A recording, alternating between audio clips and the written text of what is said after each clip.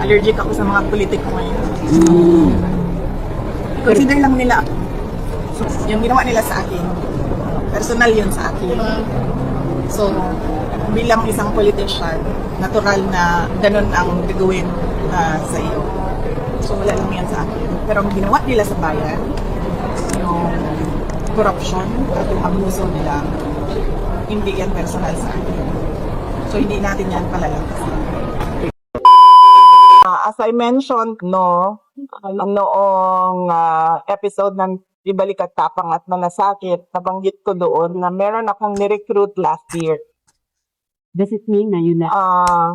But hindi pa siya nag-decide kung tatakbo siya for vice president or hindi. So, antayin na lang natin yung desisyon niya. Huwag na lang natin siya guluhin.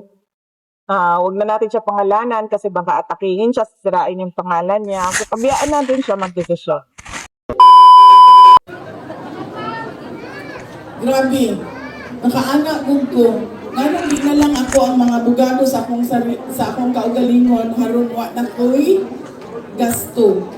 Grabe ang mga Lord, tabanin niya sa amo ang mga ibayad sa amo ang abogado. Si Atty. Torion ba nagapaningil? Wala. Paningil, gapon sa ikaw ang ginasingil. Sigo, ang ginasingil ni Atty. Torion. Speaking of Atty. Torion, speaking of abogado, nag-ingon siya na ang katong grave threats kuno nga kaso nagpadayon. O katong isa ka witness para sa adtong nakuhaan sa live nagpadayon. Mao ka na ang iyang update sa kaso ni Kapitan Dodong Bukol. Nagsulti siya sa ako ang dili ko na siya makaanhi, pero mao ang iyahang update. Naay mga kaso nga nagpadayon, ug nagpadayon gihapon sila og pangita og ebidensya para sa ubang kaso nga pwede i-file tungod sa pagkamatay ni Kapitan Dodong Bukol. Mga kaigsunan ko, natay mga bisita dinhi.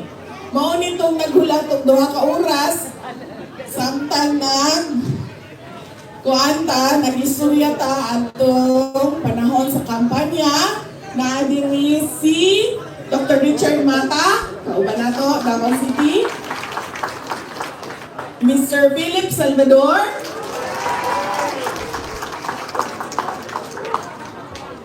Attorney Vic Rodriguez. Tatlo lang kayo. Tatlo lang. Mao ni ang mga kandidato nato pagka kadyo lang ha. Nakakita ko ang lingkuranan ni Claudio Bautista. Inhala ko, ano maninda ko kung kayo na Ignacia. Chod. Kuhaan niya ang pangalan. Dili ma'am, pwede kuhaan niya mo ang pangalan ma'am. Ang tatanan o Manggusin. Pero pwede na po o gasolina ang iyang pinipili Manggusin. Asa siya?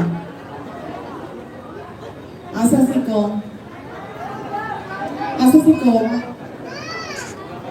Oh. Dito sa isa ka girlfriend, padulong sa isa ka girlfriend. Ano ba? Yung ginalibre mo yung ko facial. Pero karong panahon na dili na ta magpalibre o facial. Na si Kong Claudio, Congressman Claudio Bautista. Nakadawat ka siya balita? Wala ko siya dito sa ingon nga nadawat ang balita. No? Congressman Claudio Bautista. Pila ta ka buok diri? Wala ko kang nas gawas. Mga 500 nang nakita na ko sa briefer. Mga inana, no? Kap. Yes. Ina sa kong nga ilibrita tanan o gasolina. Mudawat ta o cash, mudawat ta o gift certificate, O pwede po nga, maingon lang siya nga, kining adlaw ni mo, pila mo din tanan, ay libre ka mo o gasolina. Mauna na ang bagong ayuda, gasolina.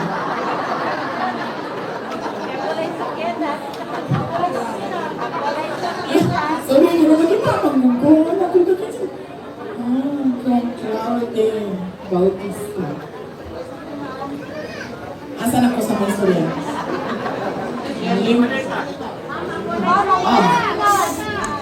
Smuggle! Ang Smuggle! Ingna si BBM, uy! Magpakawas na o ayuda. Hantod garon wala gihapon sila'y action.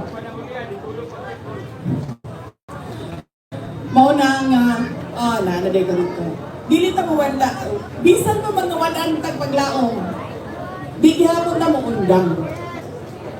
No, dili na ko musulti nga ayaw mo mawala ng paglaom manana kay na ay ugma. The sun will rise every day. Di na ko musulti ana. Kay bawo ko niagi na mo sa kalagot, kasuko. Niabot na mo sa kanang wa na mo ipakialam. Resignation, kanang hopelessness na dawat na ninyo nga mao gyud tingali ni. Ang ato ang kapalaran kabaw ko ni abot na mo sa ingana. Pero bisan pagwa na tay paglaom, magpadayon ihapon ta sa ato ang panaghiusa. Sa panawagan o hustisya. Dili lang para sa mga biktima nga gipatay, gikidnap, gikulong, kundi para sa ato ang mga Pilipino. Nganong manawagan ta og hustisya? Tungod kay kung dili, ingon ko di ba, ang gahom gikan sa katawhan, dili gikan sa apelyido, dili gikan sa posisyon, dili gikan sa mga amigo nga politiko. Ang gahom gikan sa tao. Maunang, doon na tayo katungod para manawagan ang hustisya o bungol.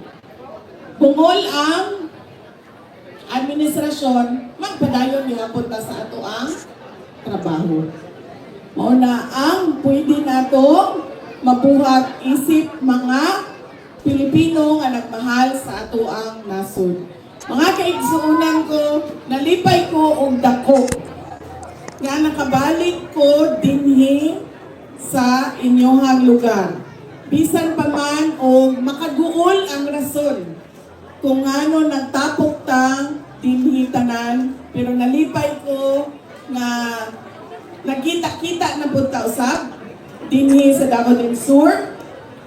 Naistorya na nako no tong kampanya, dako kayo o parte sa amo ang pamilya ang Davao del Sur. Tungod kay ang ako ang lolo, ang papa ni dating President Duterte, tinito siya nag-base katong governor pa siya sa undivided Davao. Wala siya dito sa Davao na puyo permi, na siya din sa